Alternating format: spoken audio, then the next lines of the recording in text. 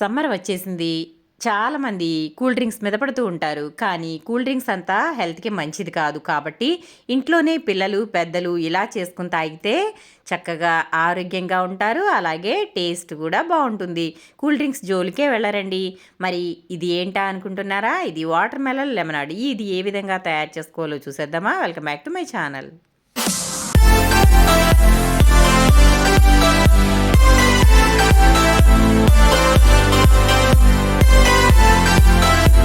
ముందుగా నేనైతే ఇక్కడ ఈ విధంగా ఉన్న పుచ్చకాయ అయితే తీసుకున్నాను. నల్లగా ఉన్న పుచ్చకాయ అయితే బాగుంటుందండి.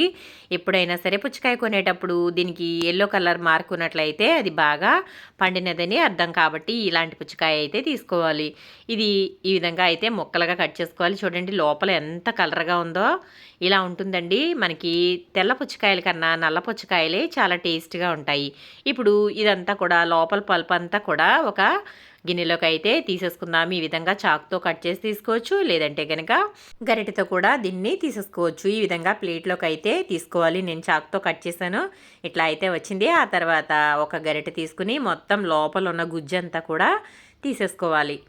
చూసారా, ఇది ముక్కలుగా కూడా కట్ చేసి తీసుకోవచ్చండి. నేనైతే ఇలా తీసాను.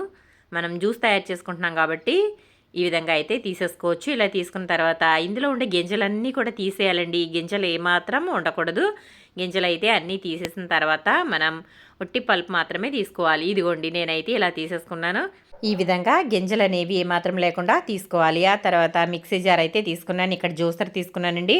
ఆ తర్వాత ఇందులో మనం తీసుకున్న పుచ్చకాయ ముక్కలు అయితే వేసేసుకోవాలి. ఆ తర్వాత ఒక 2 స్పూన్ల వరకు షుగర్ యాడ్ చేసుకోవాలి. ఒకవేళ పుచ్చకాయ బాగా తీయగా ఉంటే కనుక మనకి షుగర్ అవసరం లేదు. ఒకవేళ కొంచెం స్వీట్ తక్కువగా అనిపిస్తే షుగర్ వేసుకోవచ్చు. ఈ విధంగా అయితే మిక్సీ పట్టేసుకున్నాను.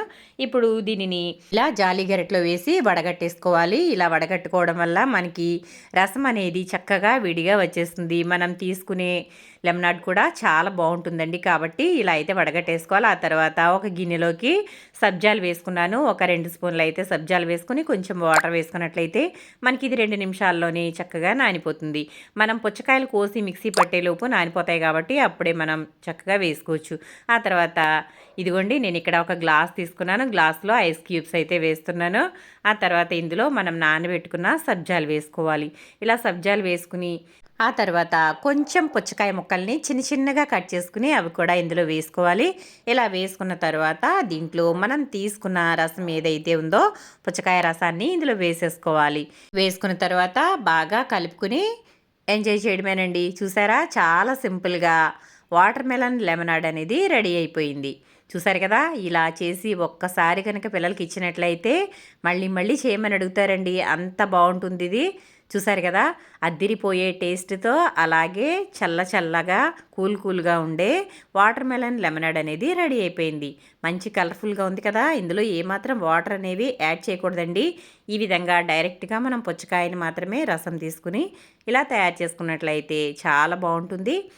ఇంటికి ఎవరైనా అతిథులు వచ్చినప్పుడు ఈ విధంగా తయారు చేసిస్తే ఫిదా అయిపోతారండి. అంత బాగుంటుంది ఈ వాటర్ మెలన్ లెమనాడ్. చూసారు కదా, మీరు కూడా తప్పకుండా ట్రై చేయండి ఫ్రెండ్స్. సమ్మర్ వస్తుంది కదా, మరి ఈ సమ్మర్లో ఎక్కువగా కూల్ డ్రింకుల జోలికి వెళ్ళకోకుండా ఈ విధంగా ఫ్రూట్స్తో మనం ఇంట్లోనే జ్యూసులు అనేవి తయారు చేసుకుంటే పిల్లలు ఇష్టంగా తాగుతారు. అలాగే వాళ్ళ హెల్త్ కూడా బాగుంటుంది. చూసారు కదా, ఇంట్లోనే ఈ విధంగా జ్యూసులు అనేవి ఈ సమ్మర్ అంతా కూడా ట్రై చేయండి. మీకు వీడియో నచ్చిందా? నచ్చితే కనుక లైక్ చేయండి.